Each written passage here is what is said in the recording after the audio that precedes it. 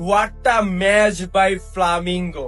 চেলসিকে 3-1 গোলে হারিয়ে দিল ফ্লামিঙ্গো। ভাই, ইউরোপ চ্যাম্পিয়নদেরকে ব্রাজিলিয়ান টিমগুলো যেভাবে হারাইতেছে সেটা আনবিলিভেবল, আনপ্রেডিক্টেবল। ভাই, পিএসডি কে বোটাফিগো হারাই দিছে, আজকে ফ্লামিঙ্গো ফ্লামিঙ্গো চেলসিকে লিটারেলি উড়াই দিছে 3-1 গোলে, যেখানে 13 মিনিটে চেলসি নেটো গোল করছে। আমি ভাবছিলাম যে ফ্লামিঙ্গো এই ম্যাচ আর জিততে পারবে না, কিন্তু না, 62, 65 এবং 83তম মিনিটে তিনটা গোল করে লিটারেলি চেলসিকে উড়াই দিছে ফ্লামিঙ্গো।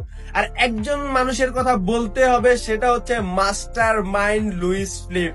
49টা ম্যাচ ফ্লামিঙ্গোর ডাকআউটে দাঁড়াইছে, তার মধ্যে মাত্র 3টা ম্যাচ হারছে, যেটা আনপ্রেডিক্টেবল। আউটস্ট্যান্ডিং একজন কোচ হচ্ছে এই লুইস ফিলিপ, যাকে নিয়ে আমরা ব্রাজিলিয়ানরা স্বপ্ন দেখতেই পারি।